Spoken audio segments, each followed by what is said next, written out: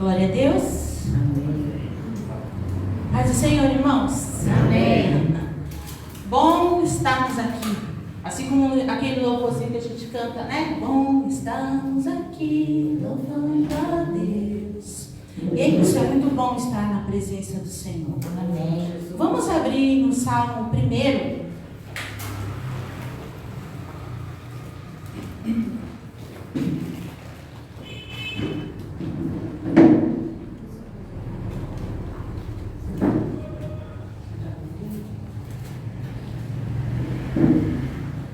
Todos encontraram? Amém.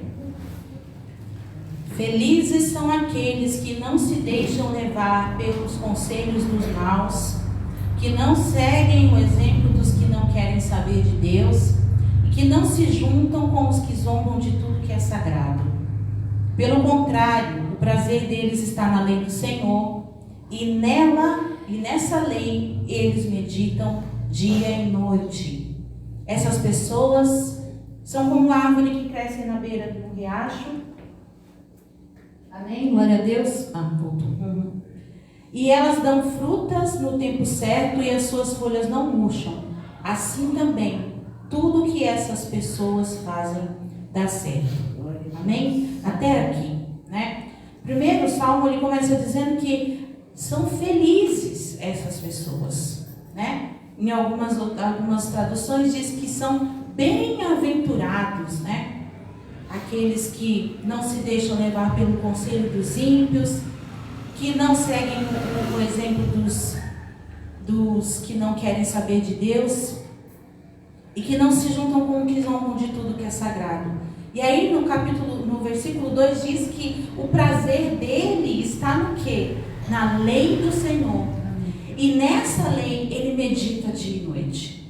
Tudo que o mundo faz, tudo que a gente vê lá fora, é como um convite para que a gente não encontre prazer naquilo que nós devemos ter, naquilo que nós fomos criados para ter.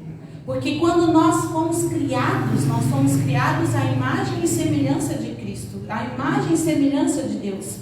O diabo veio e desfigurou isso. Jesus veio para consertar tudo. Só que estava muito estragado, né? E porque estava muito estragado, ele deixou para a gente a palavra dele. Glória a Deus. E é o alimento dessa palavra, dia e noite, é que faz com que a gente encontre prazer. Volte a encontrar prazer na lei do Senhor. Volte a encontrar prazer naquilo que é dele. E despreze aquilo que é do mundo. E despreze aquilo que vem para corromper. E despreze aquilo que vem para roubar. E despreze tudo aquilo que vem para se colocar ante o nosso Deus. Amém? Amém. Vamos nos levantar. Vamos adorá-lo através da nossa oração. E logo já emendaremos no louvor. Porque o Senhor, Ele está aqui. Amém. Aleluia. Glória a Deus. Senhor, muito obrigada, Pai, por este momento, por esta oportunidade, Senhor.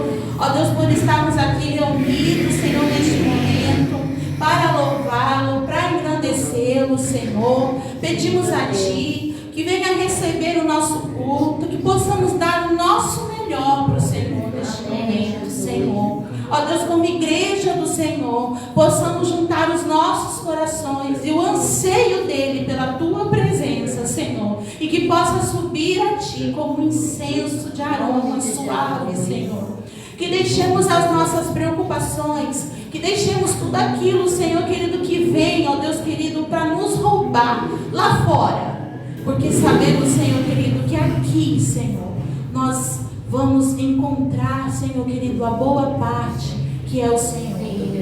Em nome de Jesus, recebe, Senhor, o nosso culto, Senhor, porque é para Ti. Amém. Não é para nós, não, Senhor, é para o Senhor, Pai. Amém. O Senhor merece muito mais, nós sabemos, Senhor. Sim, Pai. Porque o Senhor é perfeito em tudo que o Senhor faz. Ó Deus querido, quem criou o louvor foi o Senhor, Pai. Quem nos criou foi o Senhor, Pai. Mas aquilo que nós fazemos, Senhor, nós queremos fazer melhor do que fazemos para Ti, Senhor. Em nome de Jesus. Glória a Deus. Aleluia.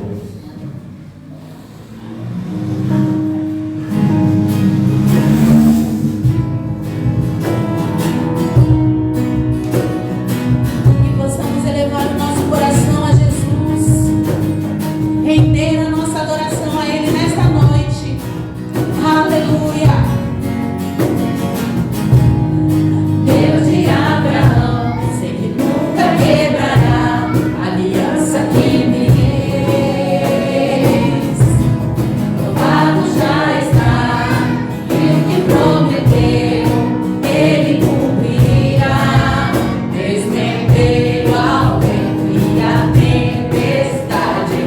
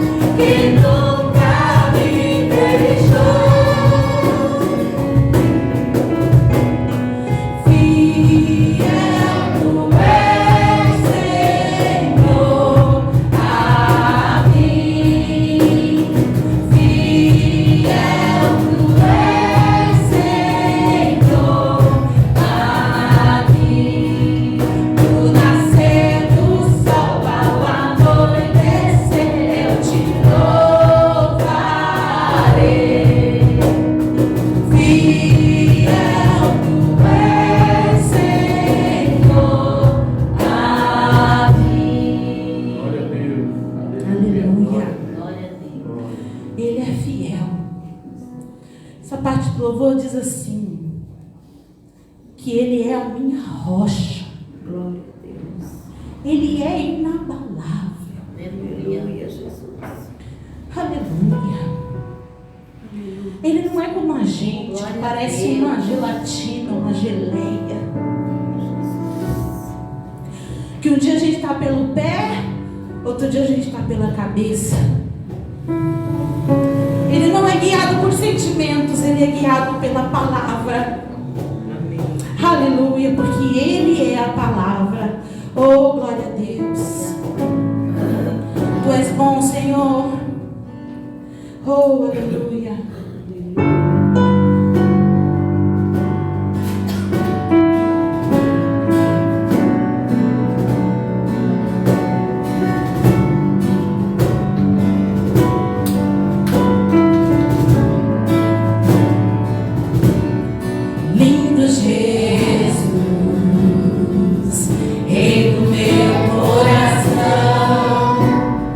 Como eu amo os teus caminhos.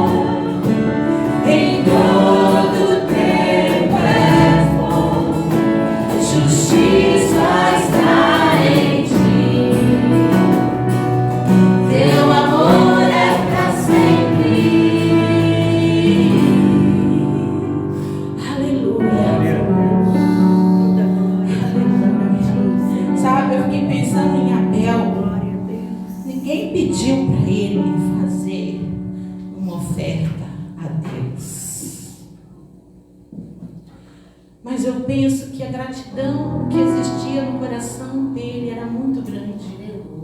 A ponto dele pensar: o que eu posso te dar por tudo que o Senhor é para mim? Então ele foi lá e pegou o que ele tinha de melhor e deu ao Senhor. Aleluia. Oh, aleluia. Você consegue pensar um pouquinho o que você pode dar para ele? O que você pode dar por tudo que ele é? Não acredite nas mentiras de Satanás. Acredite na verdade que é Cristo.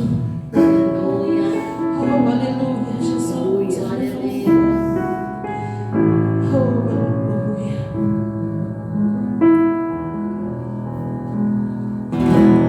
Precioso Jesus.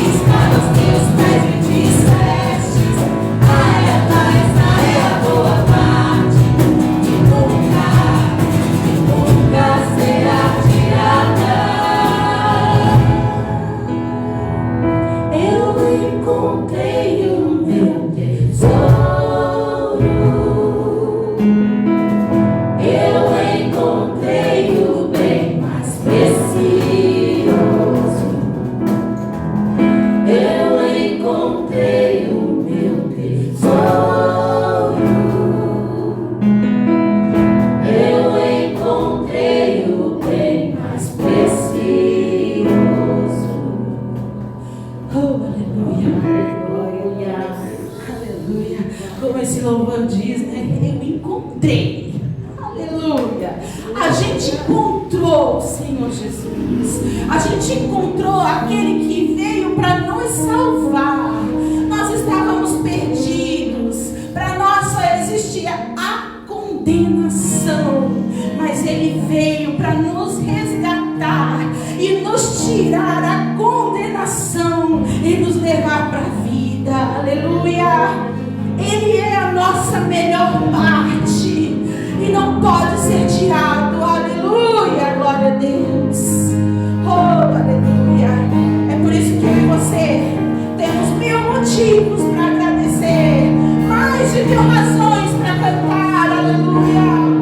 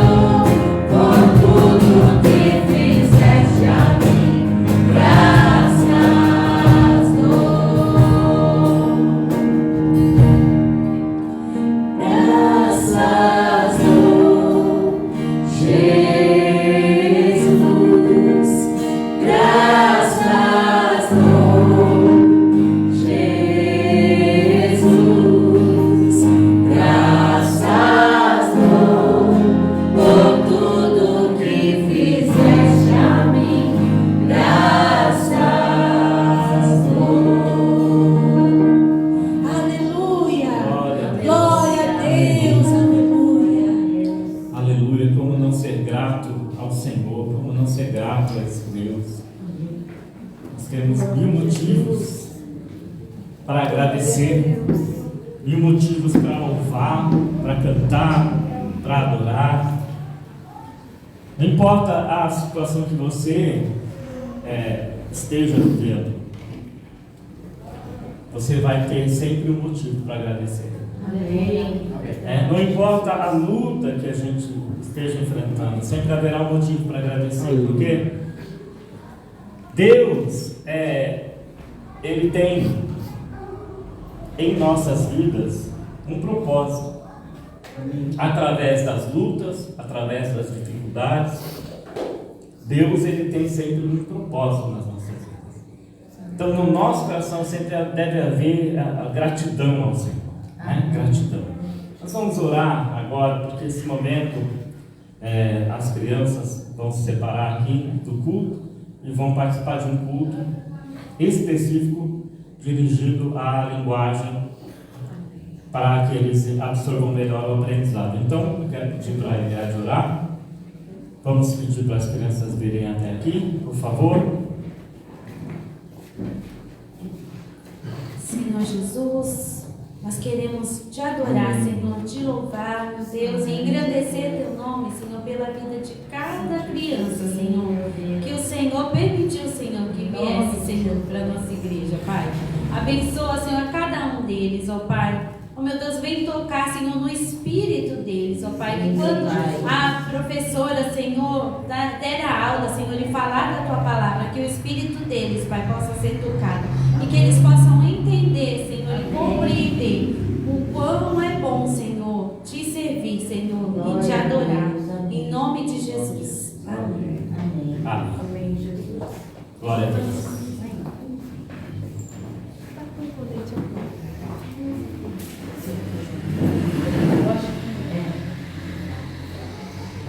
Esperar os irmãos se ajeitarem aí, se acomodarem.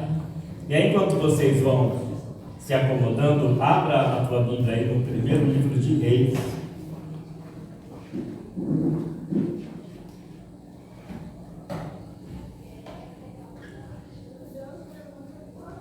Primeiro livro de Reis. O capítulo é o de número 18.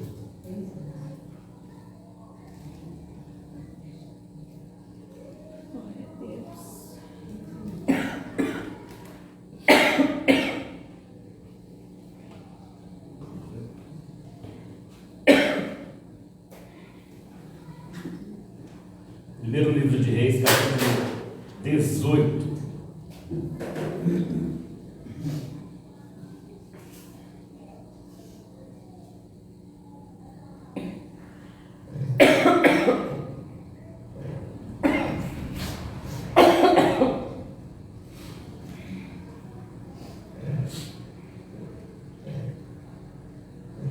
Vocês já acharam? Amém. Amém? Eu quero ler aqui esse texto que está a partir do versículo de número 16.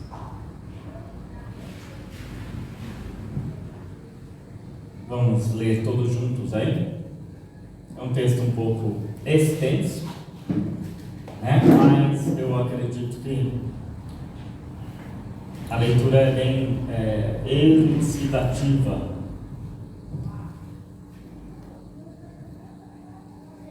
Versículo 16, capítulo 18 do primeiro livro de Reis, diz assim: Então Obadias dirigiu-se a Acabe,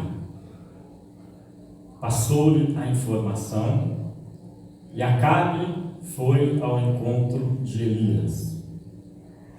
Quando viu Elias, disse-lhe: É você mesmo, perturbador de Israel? Não tenho perturbado Israel, Elias respondeu, mas você e a família do seu pai têm. Vocês abandonaram os mandamentos do Senhor e seguiram os Baalins. Agora convoque todo o povo de Israel para encontrar-se comigo no Monte Carmelo. E traga os 450 profetas de Baal e os 400 profetas de Aserá, que comem à mesa de Jezabel. Acabe convocou então todo Israel e reuniu os profetas no Monte Carmelo. Elias dirigiu-se ao povo e disse: até quando vocês vão oscilar para um lado e para o outro? Se o Senhor é Deus, sigam-no. Mas, se Baal é Deus, sigam-no. O povo, porém, nada respondeu. Disse então Elias: eu sou o único que restou dos profetas do Senhor, mas Baal tem 450 profetas. Tragam 2 novilhos, escolham deles um, cortem-no em pedaços e o ponham sobre a lenha, mas não acendam fogo. Eu prepararei o outro novilho e eu colocarei sobre a lenha, e também não acenderei fogo nela. Então vocês invocarão o nome do seu Deus, e eu invocarei o nome do Senhor. O Deus que responder por meio do fogo, esse é Deus. Então todo o povo disse: o que você disse é bom. Elias disse aos profetas de Baal: escolham um dos novilhos e preparem-no primeiro, visto que vocês são muitos. Clamem pelo nome do seu Deus, mas não acendam o fogo. Então pegaram um novilho, e lhes foi dado, e o prepararam. E clamaram pelo nome de Baal desde a manhã até o meio-dia. Ó Baal, responde-nos, gritavam. E dançavam em volta do altar que haviam feito, mas não houve nenhuma resposta. Ninguém respondeu. Ao meio-dia, Elias começou a zombar deles. Gritem mais alto, dizia, já que ele era um Deus. Quem sabe está meditando ou ocupado ou viajando. Talvez esteja dormindo e precise ser despertado.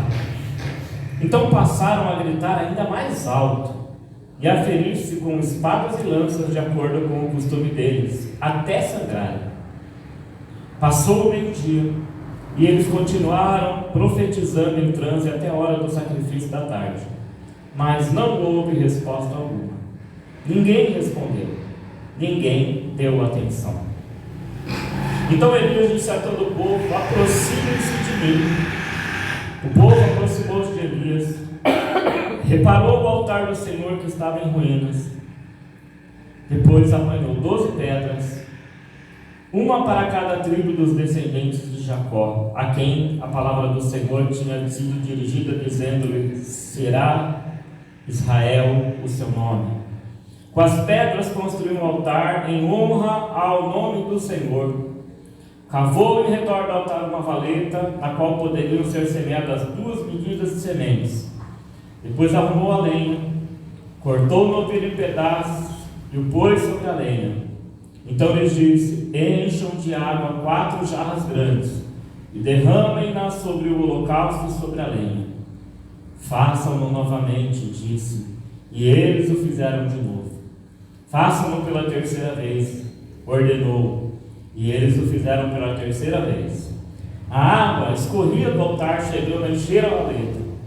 A hora do sacrifício, o profeta Elias colocou-se à frente do altar e orou: ó Senhor, Deus de Abraão, de Isaque e de Israel, que hoje fique conhecido que Tu és Deus em Israel, e que eu sou Teu servo, e que fiz todas essas coisas por ordem Tua.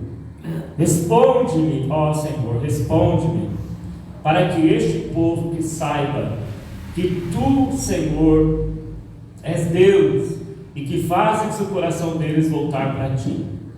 Então o fogo do Senhor caiu e queimou completamente o holocausto, a lenha, as pedras e o chão, e também secou totalmente a água na valeta.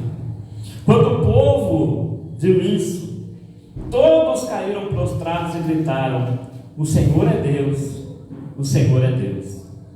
Então Elias ordenou-lhe: prendam os profetas de Baal, não deixem nenhum escapar. Eles os prenderam. Elias os fez descer ao riacho de Quizon e lá os matou. E Elias disse a Acabe: vá comer e beber, pois já ouço barulho de chuva pesada. Então Acabe foi comer e beber, mas Elias subiu até o alto do Carmelo, dobrou-se até o chão e pôs o rosto entre os joelhos. Vá e olhe na direção do mar, disse ao seu servo, e ele olhou, não há nada lá, disse ele. 7 vezes Elias o mandou, volte para ver. Na 7ª vez, o servo disse, uma nuvem tão pequena quanto a mão de um homem está se levantando do mar. Então Elias disse, vá e diga a Acabe, prepare seu carro e desça, antes que a chuva o impeça. Enquanto isso, nuvens escuras apareceram no céu, começou a ventar e a chover forte, e Acabe partiu de carro para Jezreel. O poder do Senhor veio sobre Elias, e ele, prendendo a capa, o cinto, correu à frente de Acabe por todo o caminho, até Jezreel. Vou ler só até aqui, tá bom, irmãos? Só até aqui. Um pequeno texto para a gente ler. Glória a Deus, né? É um texto que fala um pouquinho sobre a história do que aconteceu. Isso é fato, tá, irmãos?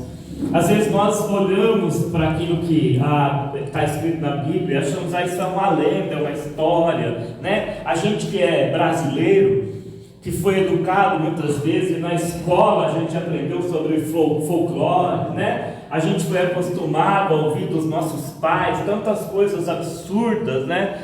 Como mula sem cabeça, saci pererê, né? Então a gente às vezes lê a Bíblia e acha que aquilo que a Bíblia está dizendo também é uma lenda, também não, mas isso é um fato.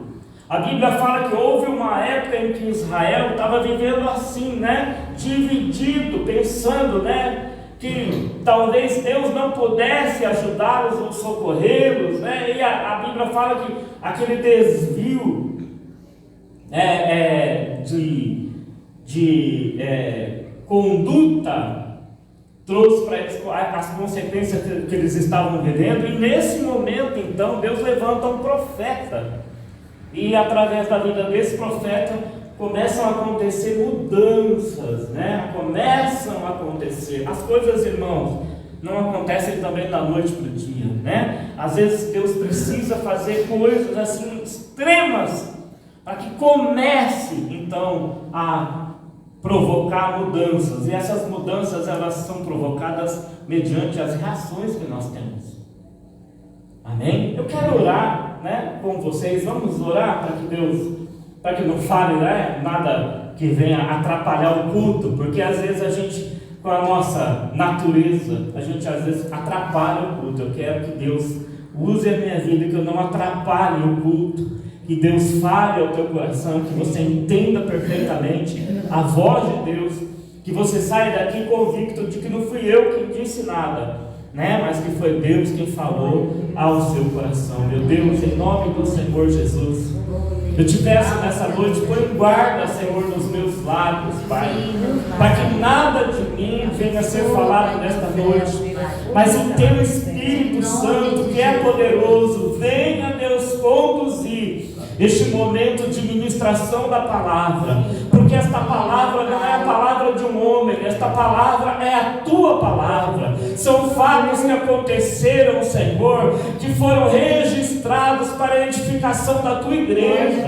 foram registrados para que nós venhamos ter nossa fé despertada, para que nós venhamos, meu Deus, convictos e crentes, Senhor, tomar posição, Senhor, mediante ao teu chamado, a tua palavra, para que possamos ver também a ação sobrenatural e poderosa do Senhor em nossas vidas, Pai.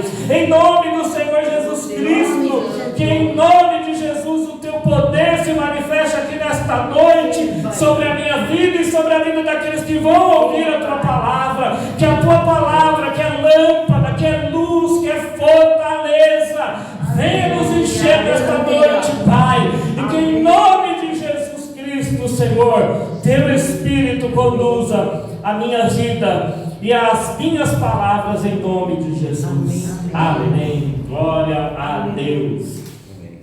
Como eu estava falando, meus irmãos, é fato muitas vezes que a gente lê a Bíblia E a gente vê coisas assim extraordinárias que aconteceram. Todo milagre, grave isto, todo milagre nasceu de uma situação impossível. Aquilo que era impossível se tornou possível. Por quê? Porque Deus veio ali e interviu naquela situação, agiu naquela situação. Deus mudou aquilo que parecia ser um ponto final. Deus foi lá e colocou uma vírgula e disse: não, a história não acaba assim. Eu vou intervir nessa situação, eu vou intervir neste caso, eu vou intervir nesta história, e a história não vai terminar assim. Quando você lê a Bíblia, você vê que todos os milagres nascem em situações impossíveis, improváveis, situações em que a pessoa olha e diz: não tem solução mais para isso. Quando nós olhamos, às vezes a gente olha o quadro político que está se formando no mundo, a gente diz: mas não tem solução. Tem. Sabe por quê? Porque o nosso mundo, a nossa pátria não é neste mundo. Aleluia. Então, ainda que o mundo caminhe para a sua destruição e para o seu fim, a Bíblia diz: a nossa pátria está nos céus com Deus, o nosso Senhor. Ali não haverá corrupção, ali não haverá jeitinho, ali não haverá favorzinho, ali não haverá nada que possa nos trazer dano ou tristeza, a Bíblia fala. Então, quando você olha a situação em que o mundo está, para onde o mundo está caminhando, o coração precisa se alegrar. Pode haver muitas vezes indignação no nosso coração, porque Deus é um Deus de justiça. E quando nós absorvemos o caráter de Deus, a gente não vai se acostumar com a injustiça. É ou não é? A gente não vai fazer vistas grossas. A injustiça está aí diante dos nossos olhos, a gente vai fazer vistas grossas, vai dizer: está tudo bem. É assim mesmo. Não. A gente vai se indignar com a injustiça. A gente vai se indignar com a injustiça. Mas a Bíblia diz que nos nossos dias esta injustiça será vingada pela justiça de Deus. Amém. Assim aconteceu nos dias de Elias. E é interessante porque eram épocas diferentes, tempos diferentes, mas situações semelhantes. Épocas diferentes, situações semelhantes. A gente vê que, porque o mundo vive este caos que o mundo vive o caos por causa da corrupção dos corações dos homens. Eu não sei se você percebeu na leitura do texto, a Bíblia fala, quando nós fizemos a leitura, em alguns momentos você vai ver que Deus está escrito ali em letra minúsculo. Deus começa com D minúsculo, e em alguns momentos esse Deus começa com D maiúsculo, porque o Deus com D minúsculo é o Deus que as pessoas criam na sua mente, as pessoas inventam um Deus na sua mente. Então Deus tem que ser assim, tem que ser desse jeito, então elas inventam um Deus na mente delas, e esse Deus a Bíblia classifica como um Deus qualquer, um Deus que não tem poder, um Deus que não faz efeito, um Deus que não muda a situação, um Deus que não muda as circunstâncias. Muitas pessoas recorrem a esse Deus, o Deus que elas inventaram na mente delas, que tem que trabalhar conforme a mente delas projetou, que tem que trabalhar da maneira como elas projetaram. Então, este Deus, ele não tem poder, ele não age no momento, na hora H, como dizem no ditado, na hora H. Por que fala hora H? Alguém sabe? Eu também não sei, mas eu acostumei a usar essa expressão, na hora H. Na hora que você mais precisa dele, ele te deixa na mão. Ele te abandona, ele não aparece para te socorrer. Ele não aparece para pôr fogo no holocausto. Ele não aparece para responder a tua oração. E às vezes você fica ali esperneando, gemendo, gritando, mas Ele não te responde. E por que Ele não te responde? Porque Ele é o Deus que você inventou. É o Deus que você inventou na tua mente. É um Deus que você quer conduzir Ele, dizer que tem que ser assim, assim, assim. Não, eu aprendi, é assim. Aí na hora que você precisa dele, fica lá, né, gemendo, gritando, chorando, esperneando em Deus, e esse Deus não vai te socorrer. Ele não vai aparecer. Ele não vai responder, porque ele não existe. Porque esse Deus é um Deus fantasioso, esse Deus é um Deus folclórico, esse Deus é um Deus que as pessoas inventaram, que as pessoas dizem que amam, que honram, que servem, que vivem por Ele, que adoram a Ele, mas que Ele não tem poder. Irmãos, eu ouvi um pastor amigo meu, ele escreveu, eu vou fazer questão de fazer menção a ele, porque a gente tem que reconhecer. Eu estava folheando no final de semana o Facebook, eu não costumo fazer muito isso, mas eu estava lá folheando o Facebook, algumas pessoas com quem eu me relaciono, né, tenho ali um contato. Tem um pastor que a gente trabalhou algum tempo com ele no ministério, chama o pastor Orlando Máximo. E ele escreveu um fato que eu achei muito interessante. Ele escreveu dizendo assim: por que as pessoas se esforçam tanto para combater o reino de Deus? Porque o reino de Deus é um reino poderoso e ninguém pode destruir. Há um esforço da humanidade para se opor a esse Deus. Há um esforço da humanidade para ridicularizar o Evangelho e as pessoas que servem ao Deus verdadeiro. E sempre houve uma estratégia e um esforço muito grande de Satanás para desmoralizar o cristianismo, para desmoralizar o verdadeiro Deus. E todos os esforços, colocam lá, na abertura das Olimpíadas, cenas horrorosas que pensam assim: nossa, estão afrontando. Não! Sabe por que não estão afrontando? Porque Deus permanece soberano no seu trono e tem todo o poder no céu e na terra. Aleluia, glória a Deus. Enganam-se os homens que pensam que estão afrontando, desafiando, enquanto eles estão ali pensando: eu vou provocar a esse Deus, eu vou incomodar essas pessoas que servem a esse Deus. Enquanto eles estão lá se esforçando, Deus está olhando e a Bíblia diz, Deus está olhando lá e rindo deles. Glória a Deus. Tolos. Isso não vai mudar nada, porque aqueles que conhecem a Deus de fato, eles não se rendem, eles não se entregam, eles não se deixam ser diminuídos pelas provocações. Porque Deus continua sendo Deus e eu continuo sendo servo dele. E você continua sendo servo de Deus, e a Bíblia diz que não importa o que aconteça. O Jó entendeu bem quando ele passou a se relacionar com Deus e passou a conhecer a Deus através do seu sofrimento.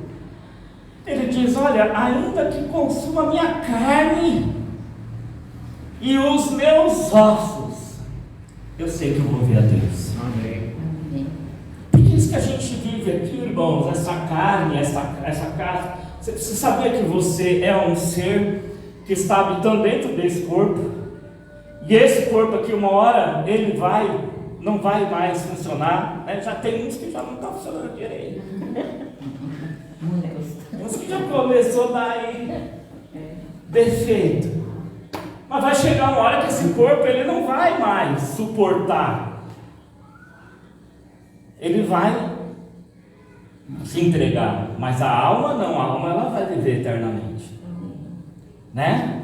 Então este ser que sou eu, que é você que habita nesse corpo, esse corpinho gordinho, né? Ou magrinho, ou carequinha, ou velhinho, né? Esse ser uma hora vai deixar esse corpo. E por isso nós precisamos conhecer de fato a Deus e ser conhecidos por Ele. Elias, ele viveu um período terrível, porque da mesma forma como eu acabei de mencionar, né, a Bíblia fala que nós lemos alguns nomes aqui, eu vou comentar sobre eles, né? Nós lemos sobre Acabe. Quem era Acabe? Acabe, então, era o rei que governava o país, né? A nação de Israel, na época do profeta Elias. Jezabel era a mulher desse rei, né? Desse homem chamado Acabe. Obadias era um dos servos de Deus. Obadias era servo do Senhor. Deus usou muitas vezes a vida dele para sustentar Elias e outros profetas naquele período que a Bíblia fala aqui, um período de seca, né? Nós estamos vivendo hoje um período de seca. A Rabi estava lembrando hoje, quando nós morávamos lá no condomínio, houve um período de seca assim também muito grande. E eu tinha, as plantas murcharam todas do condomínio. Eu tinha que ficar com a mangueira regando todas elas para que elas voltassem a ter vida ainda. Graças a Deus aqui a gente tem esse recurso, né? A gente tem, mas a gente já passou perto de nascentes aqui por esses dias, que a gente percebe que estava só um fiozinho de água, irmãos. Está só. A gente olhava ali correndo, aquela água correndo, e agora está só um fiozinho de água, porque a gente está vivendo um período de seca, né? Não chove. E aí a Bíblia fala que em Israel era um período assim, eles estavam vivendo um período assim. É um período que não tinha chuva, um período que havia uma seca terrível, e por conta dessa seca, né, a gente sabe, né, a água é vida. As sementes, elas germinam, se reproduzem, né, geram frutos no contato com a água. A água é quem proporciona, né? O ser humano precisa de água, né? 70% do corpo humano é formado de água. Então a água é essencial para a vida. E eles estavam vivendo esse período de seca justamente porque a Bíblia fala que Elias ficou tão indignado com aquilo que ele estava vendo, que ele foi lá e orou e disse: olha, não vai haver chuva nesse lugar mais, segundo a minha palavra. Ele ficou revoltado, né, com aquilo, e ele lançou uma palavra. Você vê, irmãos, você pode às vezes não acreditar, você pode não acreditar nisso, mas isto é fato. Deus criou todas as coisas pelo poder da sua palavra. Então a Bíblia fala, e eu orei aqui no início dizendo: põe guarda na minha boca. Davi orou dizendo: Senhor, põe guarda na minha boca. Tiago, ele diz: todas as pessoas estejam prontas para ouvir, tardias para falar, tardias para se irar. Você pode não acreditar, mas as suas palavras têm poder. Tem poder. Por isso a Bíblia fala: cuidado com o que você fala, põe um guarda na tua boca, né? Não fica amaldiçoando, não fica falando, sabe, coisas que venham comprometer você. Não se comprometa com as palavras, não comprometa a vida dos teus filhos com as suas palavras, não comprometa o seu futuro com as suas palavras. Põe um guarda na tua boca. Elias ficou tão indignado, mas Deus permitiu e agiu através da palavra de Elias, porque Deus estava trabalhando ali também naquele propósito. Mas quando ele abre aquela boca e diz assim: não haverá chuva sobre Israel segundo a minha palavra, a Bíblia diz que Deus foi lá e fez cumprir aquilo que ele estava falando.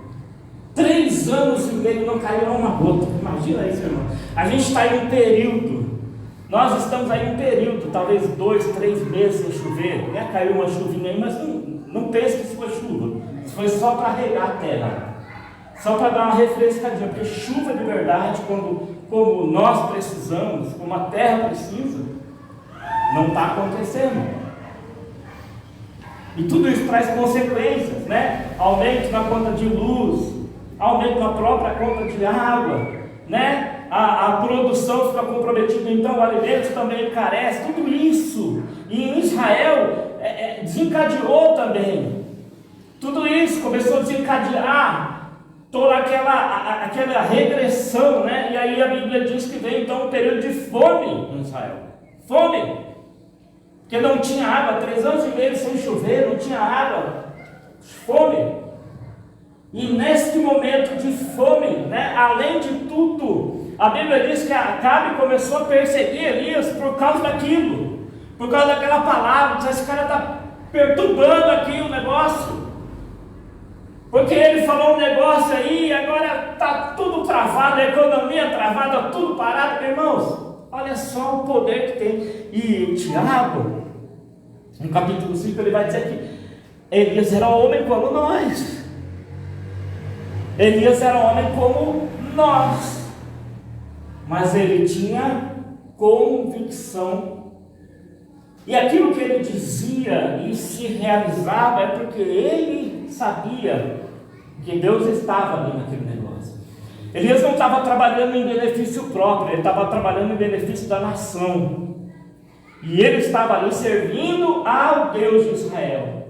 Então a nação que estava ali seguindo aos costumes e às práticas pagãs que foram introduzidas no reino de Israel, através do culto a Baal, ele mesmo declara aqui, não, você está perturbando, aí ele responde para eles, não sou eu que estou perturbando. A perturbação começou quando vocês decidiram deixar de servir a Deus e ficar buscando esse Deus que vocês inventaram aí. É isso que trouxe o caos. A vida da gente, irmãos, ela se torna um caos quando a gente inventa o Deus e começa a seguir Ele. Quando a gente deixa de acreditar no Deus verdadeiro, porque o Deus verdadeiro, Ele tem instruções para o nosso sucesso, para a nossa vitória, para a realização em nossas vidas, para a vitória sobre o reino das trevas, para a vitória sobre a nossa carnalidade. Deus, Ele tem na sua palavra a receita para o nosso sucesso. Amém. E abandonar a Deus e servir a um Deus que nós inventamos é a receita do fracasso. É a receita do fracasso. Israel estava vivendo assim, fracassado, destruído, passando fome. E Elias aproveita então aquela situação, olha o povo ali sofrendo, diz assim, agora é a hora. Agora é o momento. Sabe por quê, irmãos? Porque às vezes a gente precisa sofrer para acordar. Às vezes a gente precisa sofrer para despertar. E aí quando a gente está lá muitinho, né? Sofrendo perdas, aí Deus vai, agora é a hora. Deixa eu tratar com ele aqui, vem cá. Né? Elias olha aquela situação e diz assim, está aqui uma oportunidade. E a Bíblia diz que então ele diz assim, quando ele é chamado, Obadias fala para Acabe, ó, Elias vai chegar aí, o Elias chega, o Acabe confronta ele, né, acusa ele, e ele diz, não, olha, eu vou mostrar para você, o problema não está comigo, o problema está com vocês e o Deus que vocês estão servindo aí. O problema não está comigo. Então Elias, ele diz, né, o problema é que vocês estão deixando de servir a Deus. E quando Elias vê aquela situação, ele põe o pessoal, já jogou xadrez? Quando eu era mais novo, eu aprendi a jogar xadrez. É gostoso jogar xadrez.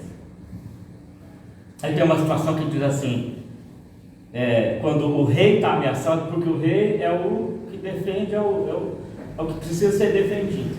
Quando o rei está ameaçado, diz assim, você está em xeque. Aí tem uma hora que o rei não tem para onde correr, tem como salvar ele, aí diz assim, agora é xeque mate. Ou seja, acabou o jogo. Ou seja, agora é a hora de você decidir. E Elias diz assim, agora é a hora do checkmate. Até quando vocês vão ficar aí? Oscilando entre dois pensamentos. Até quando vocês vão dizer assim, não, eu quero servir a Deus, mas na hora de servir a Deus,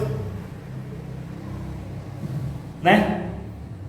Aí vai seguir o seu próprio Deus. Aí as coisas dão errado. Ele diz, não, agora eu vou servir a Deus. Não, agora... E Elias aproveitou e disse, até quando vocês vão ficar assim? Até quando? Se Deus é Deus, vamos servir a Deus. Se não é... Então, porque é assim, irmãos, a Bíblia fala assim, que é necessário que nós venhamos nos aproximar de Deus e crer que Ele existe. E é galardoador daqueles que o buscam. Ou seja, você vai buscar a Deus, você vai ver resultado na tua vida. Amém. Mas não é buscar a Deus de qualquer jeito, não é buscar qualquer Deus, não é buscar o Deus que você inventou, é buscar o Deus verdadeiro, é se submeter a Ele, é entregar a Ele de todo o coração, de toda a alma, de todo o entendimento e com todas as forças. Não é o Deus que a gente diz assim, eu gosto de Deus, mas eu continuo seguindo minha vida. As pessoas estavam ali sendo desafiadas naquele momento. Era um desafio para elas. O Elias falou, olha, agora é assim, nós vamos fazer o seguinte, nós vamos fazer um desafio aqui. E tem horas, irmãos, a gente vê Deus, como eu falei, todo milagre nasce de uma situação impossível. E tem horas, eu vou dizer para você isso, eu falo sem medo de errar. Falo isso pelo Espírito de Deus. Deus gosta de ser desafiado. Sabia? Deus gosta de um desafio. Põe Deus à prova. A Bíblia fala o tempo todo. Põe Deus à prova para você ver. Deus, se o Senhor é Deus mesmo, quero ver aqui essa situação. Mas não brinca com Deus. Não brinca com Deus. Porque se Deus é Deus, Ele vai te responder. E eu tenho certeza. Eu deixo de pregar o Evangelho, eu vou vender batata na feira, se Ele não te responder. Eu deixo, porque eu sei quem é Deus. Exatamente como Elias sabia quem era Deus, ele sabia, Deus vai aqui responder, vai mostrar para esse povo quem Ele é. E tem mais que a gente fala, se Deus me livrar da situação, eu vou servir a Ele. Aí Deus me livra. Aí a gente brinca com Deus e diz assim, já me livrou, né? Já me aliviou da minha carga, agora eu vou continuar servindo o meu Deus. Meu Deus é mais fácil de servir. Meu Deus não exige compromisso. Meu Deus não exige renúncia. Meu Deus não exige fidelidade. Meu Deus não exige nada, então eu vou continuar servindo Ele. Talvez quem tenha respondido foi meu Deus. Elias foi e falou, tá bom, clama aí ao Deus de vocês, fica aí clamando a Ele, vamos lá, pode ir vocês na frente. E foi, e a Bíblia fala, e houve ali, né, toda aquela situação, mas não houve o que? Resposta. Então Elias, ele se pôs na posição e disse, agora vocês vão ver quem é o Deus que responde. E aí ele disse, Deus, olha, o Senhor sabe que eu sou o teu servo. Eu sou o teu servo. Eu não estou aqui brincando, sabe? Eu não estou aqui brincando. E se a gente for ficar brincando de igreja, é melhor a gente parar. Se a gente for ficar brincando com Deus, é melhor a gente ficar em casa. A Bíblia fala que é melhor, olha, você quer saber? A Bíblia fala que é melhor a gente não conhecer, porque quando a gente conhece, aí a gente se torna responsável. Você entende a palavra de Deus? Então agora você é responsável. Eu não entendo nada da Bíblia. Então a Bíblia diz, Deus nem leva em consideração o tempo da tua ignorância. Deus nem leva em consideração. Mas agora eu quero conhecer a Deus. Então cada porçãozinha que você conhece de Deus está te comprometendo Porque se você conhece a Deus, sabe o que Ele quer que você faça e não faz, você está fazendo o quê? Você está brincando com Deus. Está brincando com Deus. Então, a cada medida que a gente vai conhecendo, o profeta ele diz: conheçamos e prossigamos em conhecer. Porque à medida que a gente vai conhecendo a Deus, a gente vai fazendo alianças com Deus. É assim que você vê na vida de muitos dos homens da Bíblia. Então ele tinha aquele primeiro relacionamento com Deus, e ali ele construiu um altar e fazia uma aliança. Ele diz: olha, Senhor, agora eu estou comprometido daquilo que eu conheço do Senhor a praticar, a obedecer, a te servir. Então ele passava ali a ter um compromisso com Deus. Então Deus vai lá e olha para ele e diz assim: olha, esse rapaz, ele realmente crê. Está aprovado. É assim? Está aprovado. Não é igual na escola. Aprendeu o beabá, meu filho? Agora você vai aprender a construir frase. Aprendeu a construir frase? Agora você vai aprender a conjugar verbo. Aprendeu a conjugar verbo? Agora você vai aprender a escrever por ditado. Eu quero ver se você aprendeu de verdade as palavras, né? Aí vai lá ditando, aí ela fala uma coisa, você escreve de outra. Ela fala o que você escreveu. É igual aquela redação do Chaves, né? Chaves lendo a redação é muito engraçado, é a carta. E assim é o relacionamento com Deus. Ele vai crescendo, você vai aprendendo, Deus vai te dando uma tarefa mais pesada, mais difícil. Sabe por quê? Porque Deus te ama e Ele quer aperfeiçoar você, Ele quer santificar você, Ele quer preparar você, Ele quer transformar você, Ele quer construir a imagem dEle na tua vida, e Ele vai mudando você, Ele vai falando, vai chamando você, e aí você vai aceitando e vai dizendo: eu vou, e Deus, vem mais, como Ezequiel, né? Que a Bíblia diz que ele vai, ele tem uma visão, Deus vai, deu o mar, tem, aí ele vai, chega no tornozelo, Deus vem mais, aí ele vai, chega no joelho, aí vem, aí chega na coxa, aí vem, chega no peito, daqui a pouco Deus diz assim: não, agora eu quero que você continue. Ah, Senhor, mas agora não dá mais pé, não importa, porque se não dá pé para você, se é impossível para você, agora é a hora de Deus agir. Aleluia. Agora é a hora de Deus agir, por quê? Porque os milagres nascem de situações impossíveis. Amém. Os milagres nascem de situações impossíveis, então Deus te chama, vem, mas às vezes, irmãos, Deus chama você e você fica ali parado. E se você não faz a sua parte, Deus não faz a dele. Se tem uma coisa, e eu estava pensando isso em casa, e eu já vou terminar, tá? Estou na metade agora. Se tem uma coisa que Deus não vai fazer, é impossível Deus fazer, é tomar uma decisão por você. Ele não faz. Sabe por quê? Porque Ele te deu o poder de escolha. Deus é interessante falar isso, né? Talvez alguém vai achar que eu sou herege. Deus é sofredor. Você sabia que Deus é sofredor? A Bíblia fala. Olha lá, o servo sofredor, Isaías, o servo sofredor, Deus, aquele servo sofredor era Deus. Era Deus que estava ali sofrendo. Mas ele não estava só sofrendo na hora de receber o teu castigo. Ele fica sofrendo quando você não toma a posição que você deveria tomar. Ele fica lá olhando e dizendo: meu filho, até quando? Por isso que ele põe Elias ali para dizer àquele povo: até quando?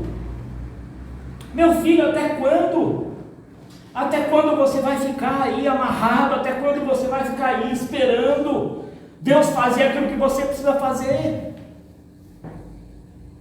Deus não vai trabalhar por você, Deus não vai comprar por você, Deus não vai casar por você, Deus não vai fazer nada que você precisa fazer. Quem vai escolher a esposa é você. Quem vai do suor do teu rosto trazer o teu pão para a tua casa é você. A Bíblia diz isso.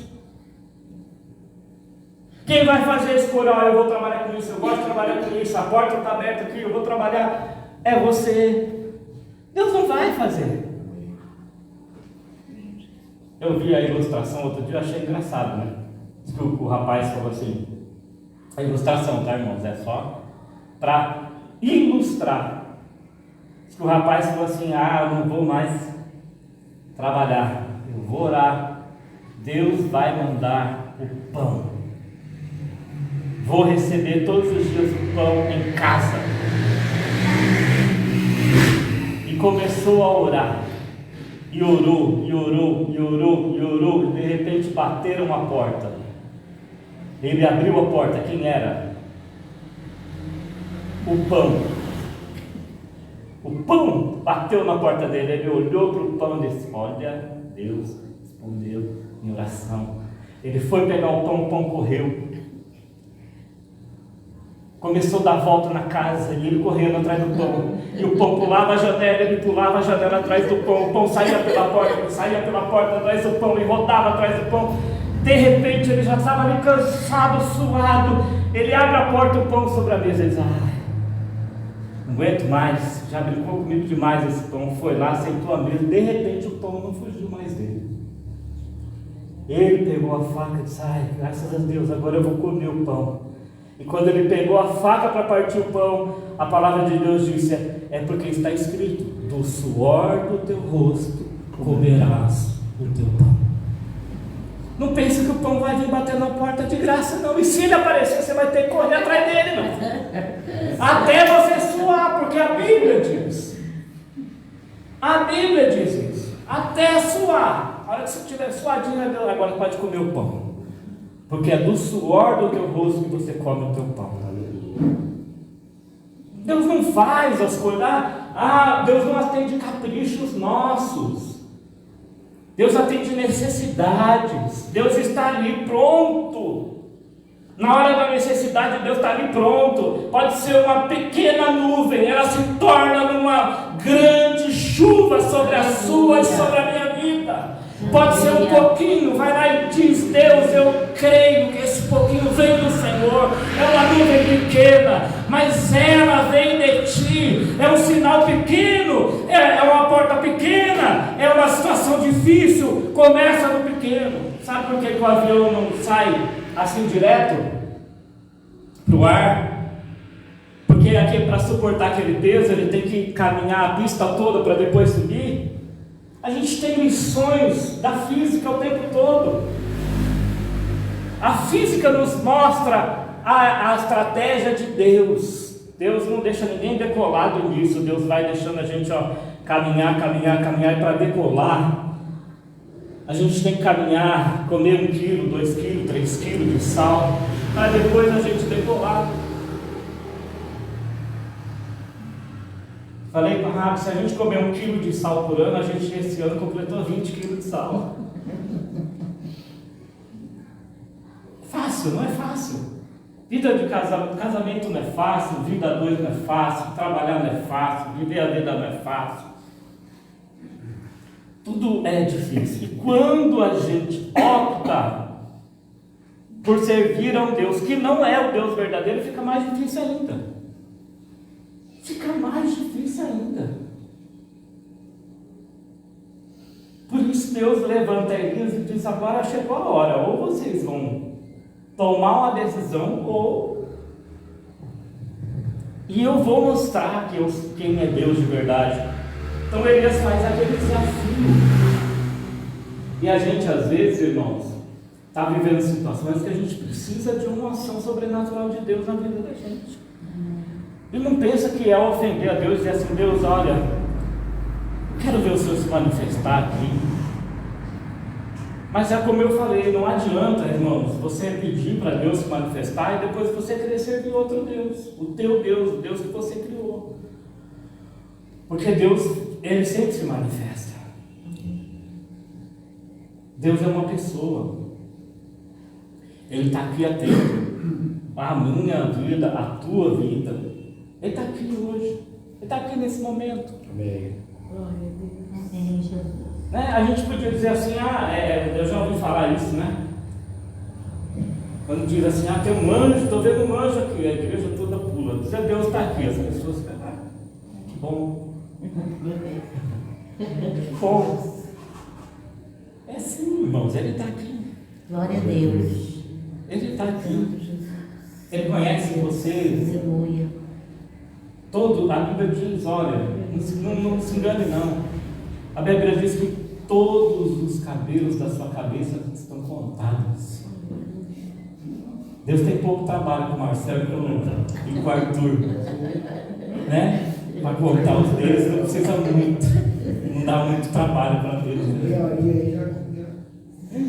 Eles estão contados. E se caiu um hoje da sua cabeça ou da minha, Deus sabe.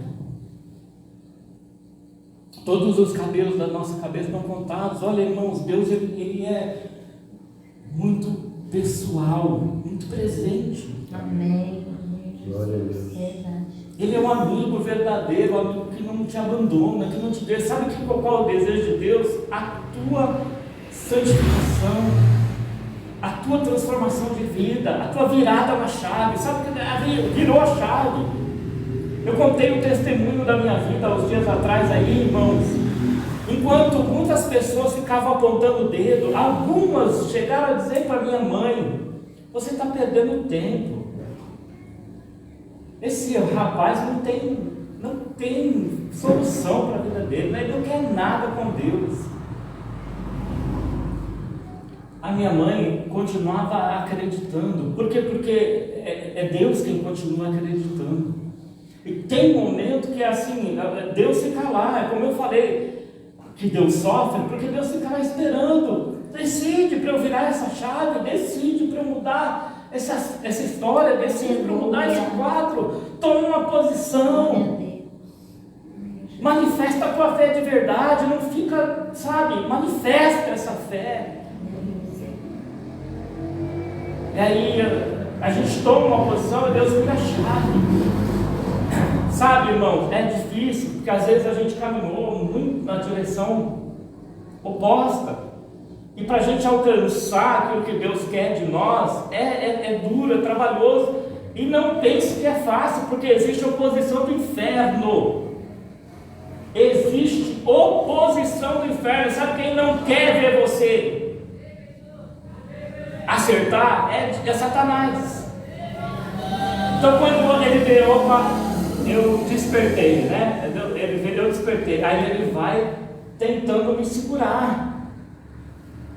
Ele vai tentando se opor, porque a Bíblia fala, ele é opositor. Ele é opositor. Mas que diremos? Que diremos, pois, acerca dessas coisas? O apóstolo Paulo dizia isso. Que diremos, pois, acerca dessas coisas? Se Deus é por nós, quem será contra nós? Aleluia. Aleluia. Glória a Deus. Posso levantar o inferno, posso levantar o capeta. Se você se posicionar em Deus, ele cai. Amém. A Bíblia diz: se sujeita a Deus, resiste ao diabo e ele fugirá. Estava ouvindo um louvorzinho esses dias, aí o pessoal agora começa. E eu sou nostálgico, eu gosto de olhar para trás, às vezes olhar aqueles bons tempos, ai, glória a Deus. Eu vivi isso. Aí estavam lá colocaram no Facebook lá a música, né? Gostava muito disso, a gente gostava. A igreja toda dançando, dizendo: eu fui no terreno do inimigo e roubei, tomei tudo que me roubou. Tomei tudo que me roubou. Aí ele diz: debaixo dos meus pés, Satanás, debaixo dos meus pés. Isso é bíblico. Romanos 16:20, a Bíblia diz: o Deus de paz esmagará Satanás debaixo dos seus pés. Amém. Debaixo dos seus pés é o lugar onde Satanás tem que estar, mas ele vai se opor, ele vai se levantar, ele vai querer crescer. Mas se posicione em Deus, porque você vai ver Satanás Aleluia. debaixo dos seus. Glória a Deus. Amém. Para o mundo, Satanás ele está aí, ó, pintando e bordando, está crescendo. Nossa, o diabo está crescendo. A comunidade, não vou nem dizer aqui o nome, porque nem vale a pena. A comunidade está crescendo. Nossa, até nas Olimpíadas eles estão lá estampados. Nossa, que coisa. Oh, Satanás não é nada. A Bíblia diz que o Senhor, pelo sopro da sua boca, Oh, glória. disfará Amém. Satanás. Aleluia. Amém. Não fica com medo, não. Não fica com medo. Se estiver sofrendo, glória a Deus. Porque Hebreus fala que muitos sofreram e que o mundo não era digno deles. Foram cerrados ao meio, foram queimados no fogo, viraram tocha para iluminar a cidade de Roma, foram cerrados no meio, crucificados de cabeça para baixo, Paulo foi lá, decapitado. O mundo não era digno, sabe por quê? Porque eles podem matar o corpo. E o Senhor diz: não tema aqueles que podem matar o corpo. Você tem que temer aquele que pode fazer o corpo e a alma ser destruído no inferno. Se eu não temer a Deus, o corpo e a alma vai ser destruído no inferno. Agora os homens só podem destruir o meu corpo. Só podem me fazer, pagar a gasolina mais cara, ou a compra mais cara. Só pode fazer isso. Querer pegar o dinheiro que eu ganho com suor como imposto. Eles só podem fazer isso. Só podem fazer mais nada, mais que isso eles não podem. Agora tudo isso que eles vão ganhando aí, angariando, que fiquem com tudo aí. Não preciso de nada disso. Sabe do que eu preciso? Eu preciso de Deus, porque Ele me sustenta dia a dia. Aleluia. Aleluia. Glória a Eu Deus. preciso de Deus. É Deus que não pode me faltar. A economia está aí, ó. Os Acabes se levantaram pelo mundo. Todos eles aí, ó. Os governos do mundo são os Acabes que se levantaram. Só que eles podem acabar com o mundo, mas com a gente eles não acabam. Amém. Glória a Deus. Com o cristão ele não acaba.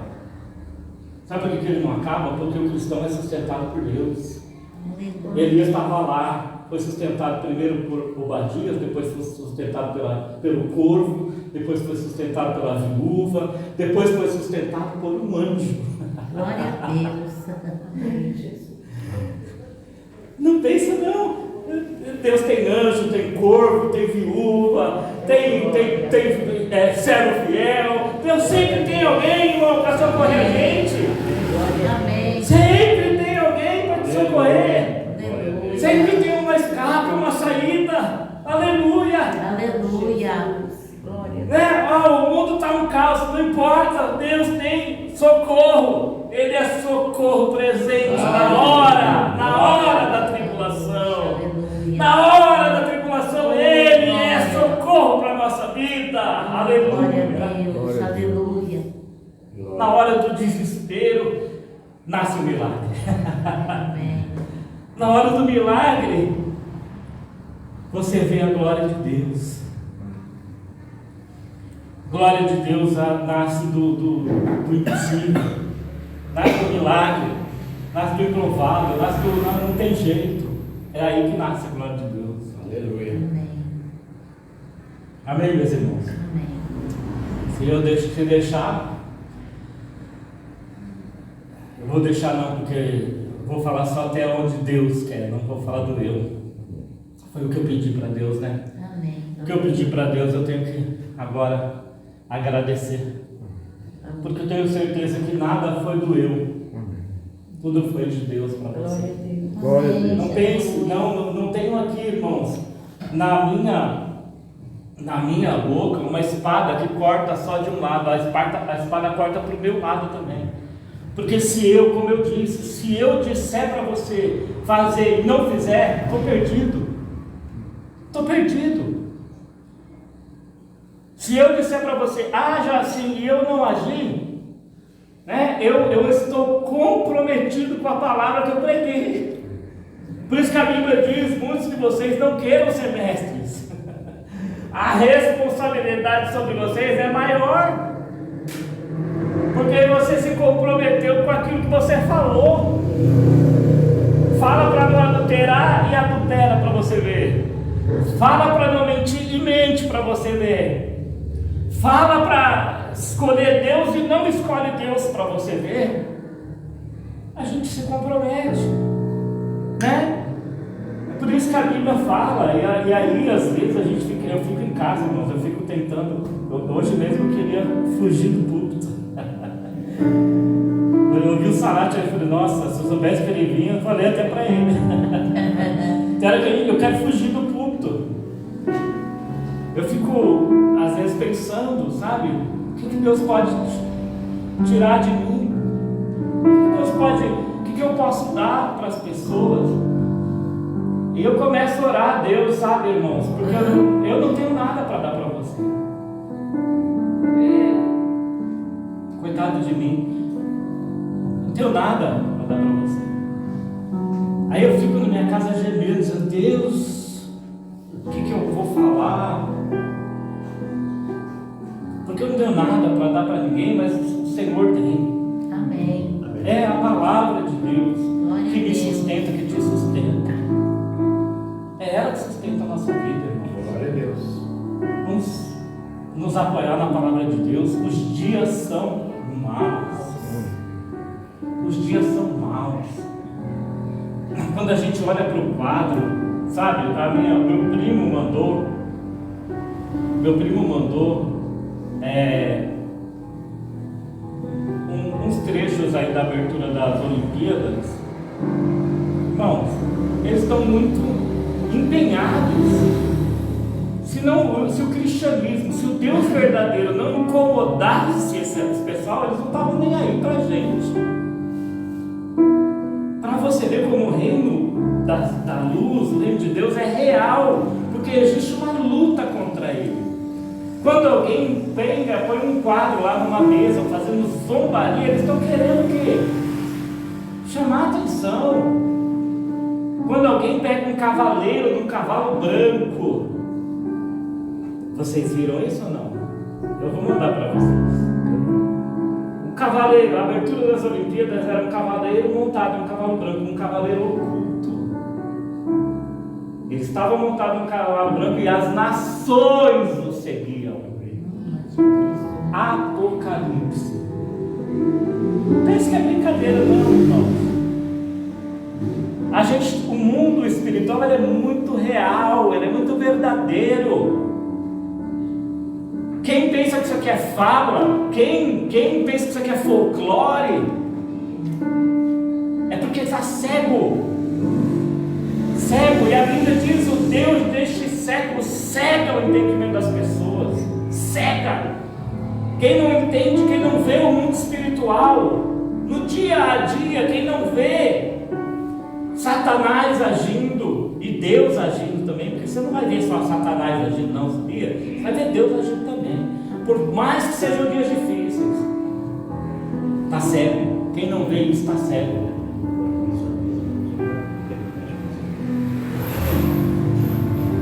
Pode falar, pastor. Você está... Não, estou falando assim, eles poderiam. Por que eles não mexem com o islamismo? Né? Isso. Porque não tem Deus morto lá, não faz nada. Mexe com Deus vivo. Aleluia. Aleluia. Aleluia. Eu quero orar junto com você, irmãos. Eu quero orar com você nessa noite, meu Deus. Em nome do Senhor Jesus, Pai. Eu oro, Senhor, juntamente com a tua igreja, Senhor, juntamente com os teus filhos e teu povo, Pai. Porque nós não sabemos, meu Deus, quantos dias nós ainda vamos ter que esperar pela tua vinda, Senhor. Nós não sabemos o quanto nós ainda temos que suportar, enfrentar. Nós não sabemos ainda o quanto a nossa fé será provada nesse mundo, Senhor. Nós não sabemos o quanto ainda veremos, Senhor, descarne. Nós não sabemos ainda o quanto teremos que suportar aflições, o quanto ainda teremos que suportar afrontas. Nós não sabemos, Senhor, o quanto nós vamos ter que mortificar, Senhor, nosso eu, nossa carne, nossos desejos. Nós não sabemos o quanto ainda temos que lutar, Senhor. A Tua palavra diz, Pai, oh Deus, a Tua palavra é tão verdadeira. Ela diz que nós ainda não resistimos até o sangue. Nós não sabemos se vamos ter que resistir até o sangue. Nós não sabemos o quanto vamos ter que resistir, Senhor. O que nós sabemos, meu Deus, é que são dias de luta, de tribulação.